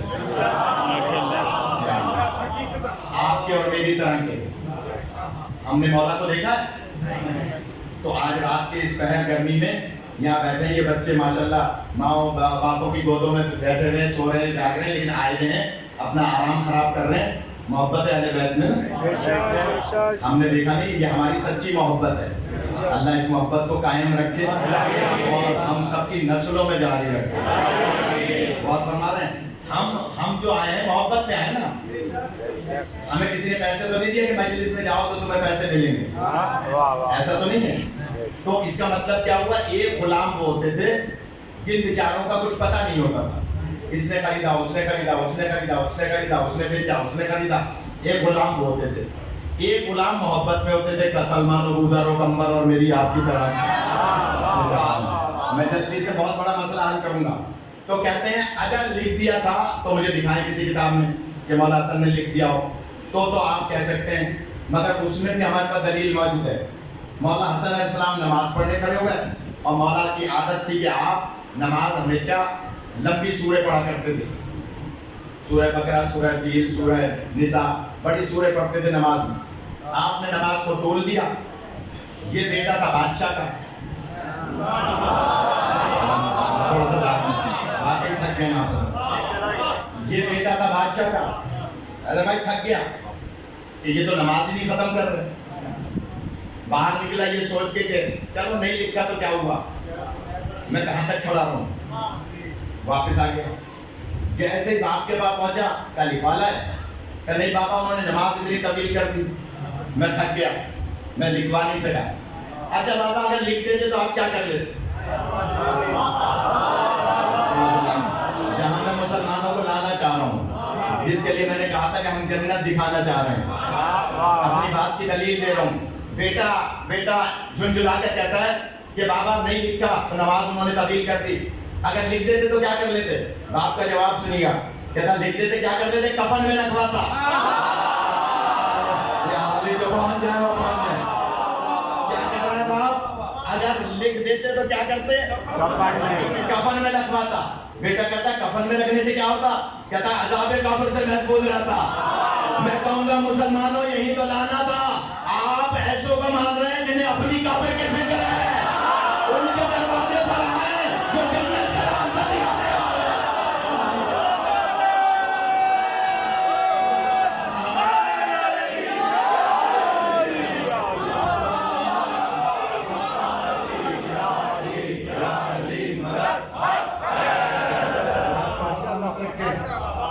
ایک حق ہوتا ہے فضائل سننے کا۔ کہا کہ بیٹا اگر لکھ دیتے تو کفن میں رکھواتا، کفن میں رکھتے تو کیا ہوتا کہ عذاب قبر سے محفوظ رہتا۔ تو جسے اپنے قبر کی فکر ہے تو تمہاری قبر کہاں سے چھڑائے گا؟ ناراض ہونے لگ رہا ہے۔ جسے اپنی قبر کی فکر ہے وہ کسی اور کی قبر کیسے چھڑائے گا؟ وہاں ہے جو علی کہتے ہیں میں موت کے وقت بھی کام آؤں گا، میں قبر میں بھی کام آؤں گا، میں حشر میں بھی کام آؤں گا، پورے صراط کے موقع پہ بھی کام آؤں گا، میں اگر تم چاہو گے تو زندگی بھی دلا دوں گا۔ علی اور اولاد علی کون ہے؟ ابراہیم علیہ السلام کا امتحان ہوا تھا، بات لمبی ہو گئی، اس لیے کہ ان کا امتحان ہوا اس لیے کہ ان کو امامت دینی تھی، اعلیٰ ابراہیم۔ چلے اب پھر کبھی موقع ملے گا تو عرض کریں گے۔ میں نے دیکھ لیا کہ جناب پچھلے لوگ ناراض ہوئے، اعلیٰ ابراہیم، خدا سلامت رکھے، اعلیٰ ابراہیم، ابراہیم کی آل کا انتخاب کیا کیونکہ ابراہیم علیہ السلام کا امتحان لیا تھا، اور امتحان ایک لیا تھا بت توڑنے کی وجہ سے کہ بتوں کو توڑ کے کلاڑی ان کی گردن میں رکھتی تھی، دوسرا امتحان تھا آگ کا، اور اس وقت حضرت ابراہیم علیہ السلام کو شیطان کے مشورے سے منجنیق میں رکھتے اور آپ کو پھینکا تھا آپ کی طرف جو میلوں روشن ہوئی تھی مہینوں میں جلائی گئی. بہت بھاری بات کہنے جا رہے ہیں. جب آگ کی طرف جا رہے تھے حضرت ابراہیم علیہ السلام تو آگ کے درمیان میں آتش جناب جبرائیل امین کہتے ہیں اے ابراہیم کوئی حاجت ہے؟ کہا کہ ہاں جس سے حاجت ہے وہ بہتر جانتا ہے. جس سے حاجت ہے وہ بہتر جانتا ہے. جس سے حاجت ہے وہ بہتر جانتا ہے. کتنے چکر دلائے تھے نمرود کی فوج نے کہ عام انسان ہوتا تو چکروں میں ہلاک ہو جائے, لیکن حضرت ابراہیم علیہ السلام اتنے چکروں کے بعد چکراتے نہیں ہیں. اتنا بہترین جواب دیا کہ جس سے حاجت ہے وہ بہتر جانتا ہے. میں جملہ کہوں, امتی نبی ابراہیم علیہ السلام ہزاروں چکروں کے بعد چکراتے نہیں ہیں. فخر انبیاء معمولی بخار میں ہزیان کیسے بول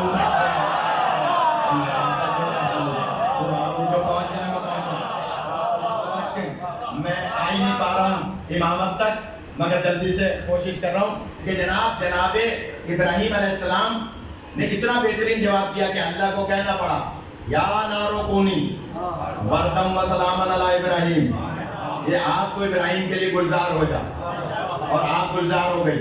ایک عجیب روایت اگر بزرگ اجازت دیں تو بزرگوں کے لیے دہرا رہا ہوں, بچوں کے لیے سنا رہا ہوں.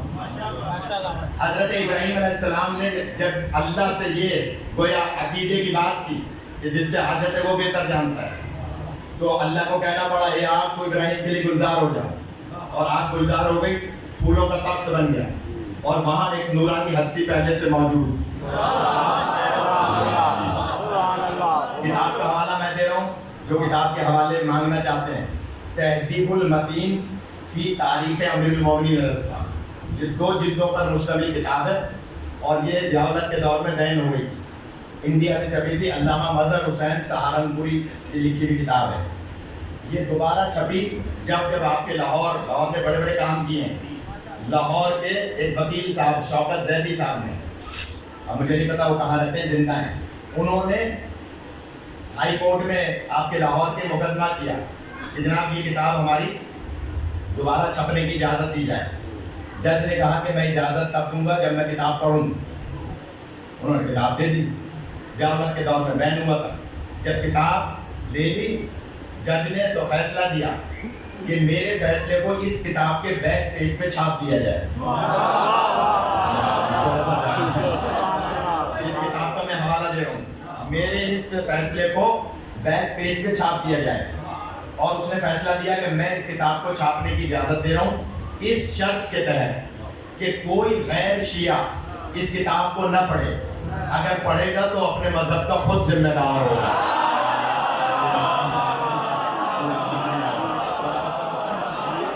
وہ اپنے مذہب کا خود ذمہ دار ہوگا کہ جو اس کتاب کو پڑھے گا. وہ کتاب لاہور سے چھپ گئی 2 جلدوں میں, تہذیب المتین فی تاریخ امیر المومنین علیہ السلام. تہذیب المتین, اس میں علامہ مظہر حسین سہارنپوری کی, اس میں لکھا ہے, غور کیجیے گا, کہ حضرت ابراہیم علیہ السلام جب جا رہے تھے آگ کی طرف تو اس وقت ایک نورانی ہستی پہلے سے تخت پہ موجود تھی. اور نمرود کی بیٹی رازا, کیا نام تھا؟ رازا, را عین زواد دو تشریح ہے, رازا نمرود کی بیٹی. اور دوسری کتاب میں بھی ہے یہ, اس کا نام ہے کلمۃ الحق, جسٹس حامد بن شبیر کی لکھی ہوئی کتاب ہے. یہ حیدرآباد دکن سے چھپی ہے, 2 جلدوں پہ یہ بھی کلمۃ الحق. اس میں بھی ہے تھوڑے تھوڑے الفاظ کے بدل کے ساتھ. تو لکھا کہ جناب رازا نمرود کی بیٹی اپنے بالا خانے پہ سوار اور وہاں سے پکار کے کہہ رہی ہے اے ابراہیم, میں نمرود کی بیٹی یہ کیا ماجرا دیکھ رہی ہوں, یہ آگ کیسے گلزار ہو گئی, اور یہ نورانی ہستی کون ہے؟ رازا نے جب سوال کیا, حضرت ابراہیم علیہ السلام نے جواب دیا اے رازا یہ راز جاننا چاہتی ہو تو لا الہ الا اللہ ابراہیم خلیل اللہ کا کلمہ پڑھو. جملہ کہوں, پتہ چلا نبی نمرودوں کی بیٹیوں سے ایسے ہی کلمہ پڑھوایا کرتے ہیں. حضرت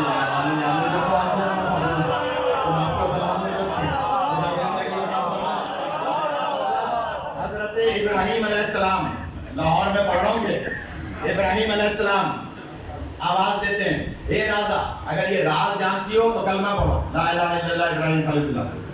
راجا نے کلمہ پڑھا، جیسے ہی کلمہ پڑھا کہا کہ اگر جاننا چاہتی ہو اٹھتی بھی آ جاؤ،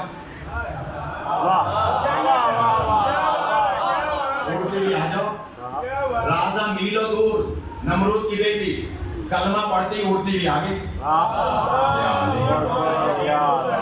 کر حضرت ابراہیم کے تخت پہ آ کے بیٹھ گئی، کھڑی ہو گئی، میلوں دور سے اپنے محل سے اڑتی بھی آئی۔ جملہ کہوں لاہور والوں، عجیب جملہ ہے، راجا کلمہ پڑھ کے اڑتی بھی میلوں دور ابراہیم کے پاس آ سکتی ہے، علی ابن ابی طالب مدینے سے خیبر نہیں آ سکتے۔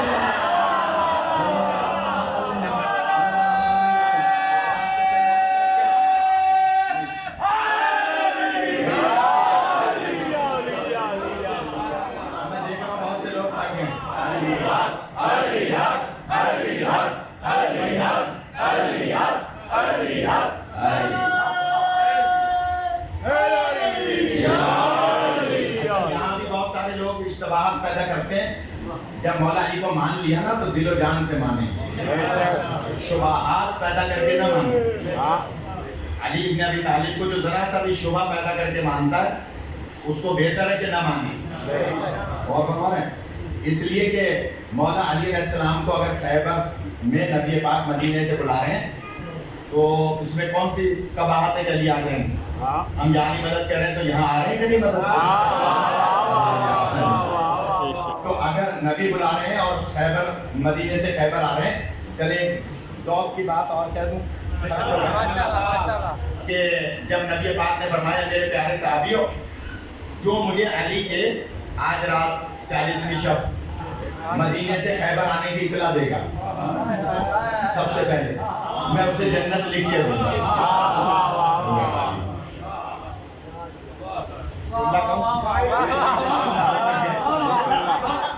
میں اسے جنت لکھ کے دوں گا۔ بہت بھاری جملہ کہہ رہا ہوں باہر والوں کے لیے، مالک بھائی تھک گئے، میں جملہ کہہ رہا ہوں۔ کسی صحابی نے کہا ہو سرکار آپ تو امی ہیں، اور امی کی معنی نعوذ باللہ ان پڑھ ہے، آپ لکھنا پڑھنا جانتے نہیں ہیں، لکھ کے کہاں سے نہیں ہیں؟ پتہ چلا جب جنت لینے کی باری ہے تو نبی کو مان رہے ہیں کہ لکھنا جانتے ہیں؟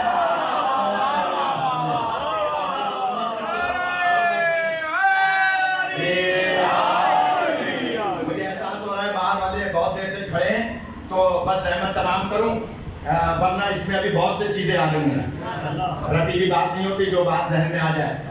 سارے صحابہ پیروں کے پنجوں پہ کھڑے ہو کے، کوئی گھوڑوں پہ، جو کوئی 2-4 اونٹوں پر تھے، کوئی کسی پہاڑی پر، سب مدینے کی راہ کو دیکھ رہے ہیں کہ علی مدینے سے آئیں گے، گھوڑا دوڑاتے تھے، جیسے ہم علی کا چہرہ دیکھیں گے نبی سے جنت لکھوائیں گے۔ تو میں انہیں ایک سبق دے دوں جو دیواروں پہ لکھتے ہیں میں نوکر صحابہ تھا، آپ کہہ رہے ہو میں نوکر صحابہ تھا، ذرا خیبر میں آ کر تو دیکھو تم جس کے نوکر ہو وہ علی کا چہرہ دیکھ کے جنت لے رہا۔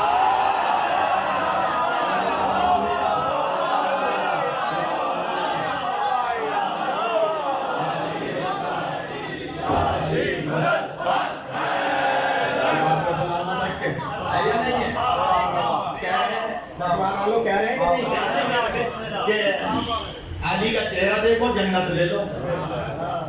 نبی پاک فرمانے جو علی کے آنے کی سب سے پہلے اطلاع دے گا میں اسے جنت لکھ دے دوں گا۔ سرکار نے میں کوئی بم پھوڑ رہا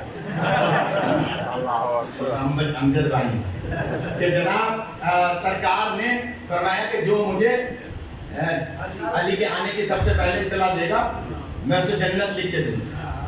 سارے صحابہ مدینے کی طرف ایک ہی راستہ تھا خیبر کا مدینے، سارے اس طرف دیکھ رہے ہیں علی آئیں گے، پہلی دفعہ دیکھیں گے، ٹکٹی کی باندھ کے دیکھ رہے ہیں، آ کر رسول سے کہیں گے لائیے جنت لکھ کے دیں۔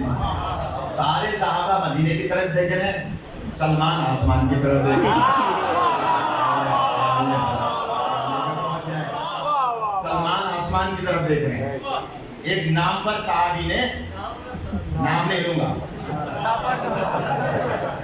آ کر کہا کہ سلمان یہ تم سٹیا گئے ہو, 300 سے زیادہ تمہاری ایج ہو گئی ہے, 300 سال سے سٹیا گئے ہو, اس کا مطلب سٹیانے کی بات پرانی ہے.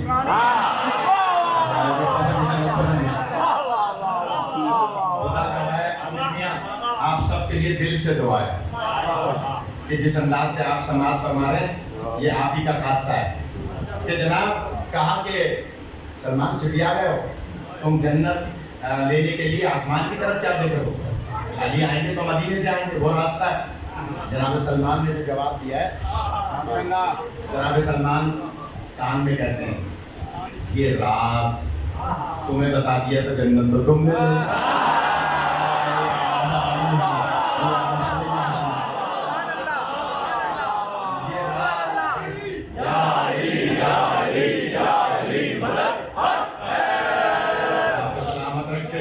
یہ راز تمہیں بتا دیا تو جنت تو تم لے لو گے, تم اپنا کام کرو, مجھے اپنا کام کرو. سارے دیکھ رہے ہیں مدینے کی طرف اور الگ صبح فجر سے پہلے ستارہ نیچے کی طرف آتا ہوا دکھائی دیا. سلمان دوڑے پہ آئے, یہ بھی اسی کتاب میں روایت تہذیب المتین میں. سلمان دوڑے پہ آئے, سرکار وہ علی آ رہے ہیں, مجھے جنت لکھ کے دیجیے. کیا جنت تو تمہاری ہو گئی, یہ بتاؤ تمہیں کیسے پتا چاہیے علی ہے, تمہیں کیسے پتا یہ علی ہے. سلمان کہتے ہیں سرکار آپ نے عشاء کے بعد فرمایا تھا کل میں علم اسے دوں گا, اور مدینہ ہے 80 میل دور, اگر علی آئیں گے گھوڑے کے راستے سے تو صبح تک نہیں پہنچ پائیں گے. علی آج آئیں گے آسمان کے راستوں سے, کیونکہ علی بار بار کہتے ہیں میں زمین کے راستوں سے آسمان کے راستے سے.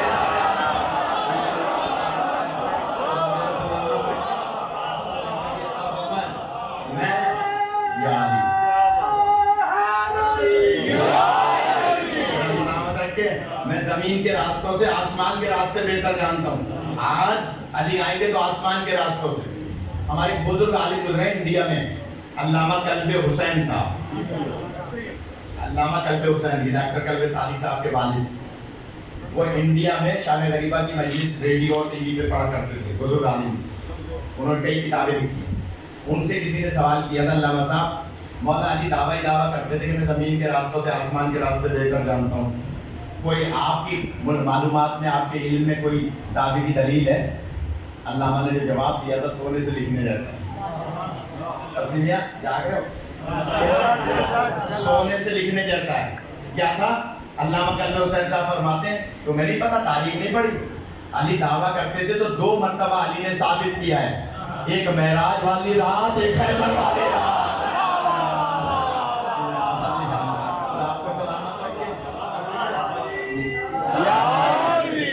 علی نے ثابت کیا ہے 2 راتوں میں کہ میں زمین کے راستوں سے آسمان کے راستے بہتر جانتا ہوں. تو میں یہ عرض کر رہا تھا کہ ابراہیم علیہ السلام راجا کو بلا لیتے ہیں, آپ بھول گئے, میں نہیں بھول. اور راجا کلمہ پڑھ کے اڑتی بھی میلوں دور آ جاتی ہے, تو کیا علی نہیں آ سکتے ہیں؟ عقیدہ پختہ رکھیں, چشم زدن میں علی ہماری مدد فرماتے ہیں, کیونکہ اللہ نے علی علیہ السلام کو اختیار دیا ہے. اختیار خدا سے, یہ مردوں کو زندہ کرانا, یہ مدد کرنا, یہ اختیار خدا سے. اور اس کی ایک مولا دلیل دیتے تھے, اور وہ دلیل یہ تھی کہ جب بھی کبھی کوئی ایسا معجزہ دکھاتے تھے تو پہلے 2 رکعت نماز پڑھتے تھے, یہ بتانے کے لیے کہ یہ اختیار مجھے اللہ نے دیا ہوا ہے. اس اختیار کی وجہ سے مجھے اللہ نہ سمجھنا, اللہ وہی ہے جس کے سامنے علی کا سر جو کرا ہے, یہ نہ سمجھنا. لہذا حضرت ابراہیم علیہ السلام کی جو آگ تھی اسے ایک چھپکلی پھونک مار رہی تھی, ہوا دے رہی کہ اور بڑھ کے. اس لیے معصوم فرماتے ہیں کہ چھپکلی کو محب اہل بیت ہتھیلی سے مارے گا تو اس پہ جنت واجب. کتاب کا حوالہ دے دوں, آپ کی خاموشی بتا. کتاب ہے روضۃ الکافی, جیسے اصول کافی ہے ایسے روضۃ الکافی. اس میں یہ روایت ہے کہ جو محب اہل بیت چھپکلی کو ہتھیلی سے مارے گا اس پہ جنت واجب. کسی نے مولا سے پوچھا تھا چھٹے ماہ پاس سے کہ مولا ہتھیلی سے مارنا تو مشکل کام ہے, تو فرمایا جنت آسان ہے.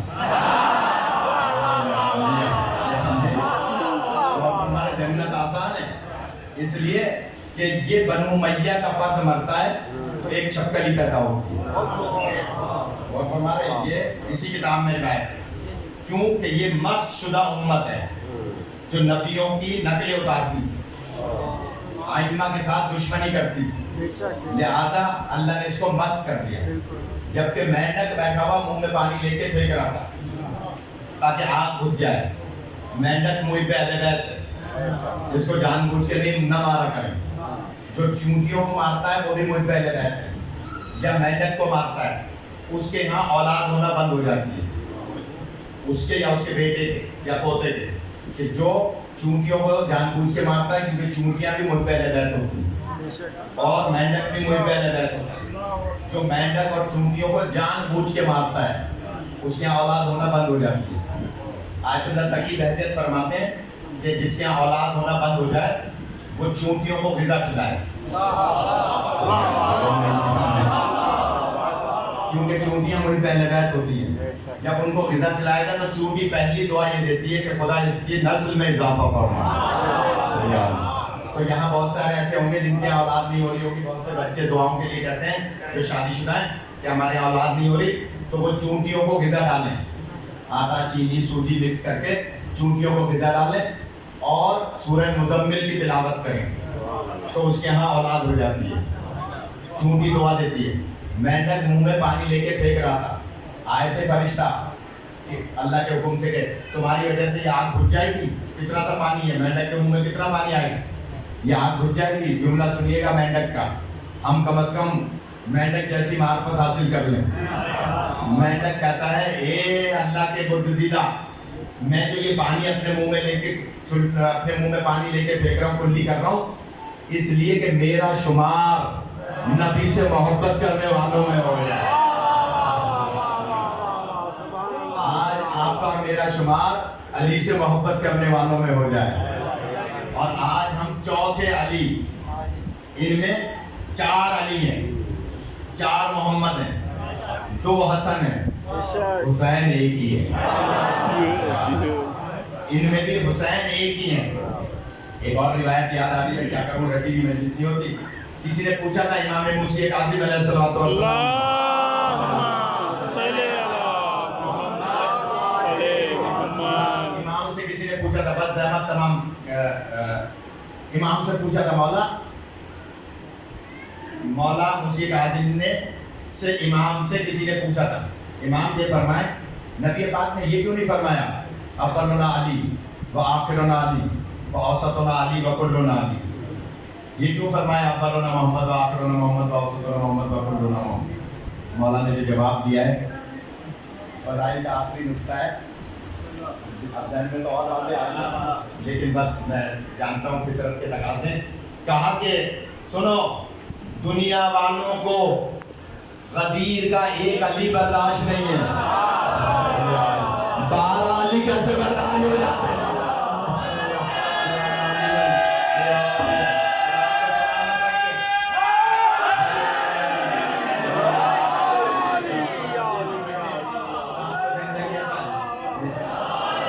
دوسرے علی ہیں علی ابن الحسین, چھوڑ دوں اگر میں چاہوں تھوڑا, جن کے لیے آج آپ آئے ہیں. دوسرے علی ہیں, اب مجھے پتا ہے دوبارہ نہیں بلائیں گے اور مجھے اس کی پرواہ بھی نہیں. کہا کہ دوسرے علی ہیں علی ابن الحسین, ایک علی ابن ابی طالب, دوسرے علی ابن الحسین. اور کیجئے گا, نبی جب مبعوث ہوئے, سرکار جب مبعوث ہوئے دنیا میں آئے تو آپ سب یہ فرماتے ہیں مجھے یہ فخر حاصل ہے کہ اللہ تعالیٰ جو عادل ہے اس نے مجھے عادل نبی بنایا, اور جس بادشاہ کے دور میں مبعوث کیا وہ بھی عادل ہے, نوشہروان عادل ہے. نبی اس جملے پہ فخر فرماتے تھے کہ اللہ بھی عادل, میں نبی بھی عادل, میرے دور کا بادشاہ بھی عادل. اور کیجئے گا, میں کہوں گا سرکار آپ کا فخر کائنات کا فخر ہے, لیکن ذرا یہاں تو آئیے, جو یہ امام ہیں ان کے بابا بھی عادل, ان کے دادا بھی عادل, آپ ان کے جد بھی عادل, ان کے بیٹے محمد باقر بھی عادل، ان کے بیٹے مولا صادق بھی عادل، ان کے چچا بھی عادل، ان کے دادا بھی عادل، ان کے پوتے بھی عادل، ان کے بابا بھی عادل۔ بتائیے وہ مولا علی ابن الحسین کیسے ہوں گے کہ جن کے ہر پہلو سے عادل؟ مولا حسن کی بیٹی ہیں مولا سجاد کی زوجہ، جس کا مطلب ہے ان کے خسر بھی عادل۔ اب بتائیے مولا سجاد کیسے عادل ہوں گے؟ انہیں کیا فخر کرنا چاہیے؟ اس لیے کہ عادل ہی عادل ہیں۔ اور کیسے عادل نہ ہو؟ کہ جناب شہر بانو اور جناب گیان بانو، یہ دونوں آئی تھی مولا علی علیہ السلام کے دور میں۔ تو مولا نے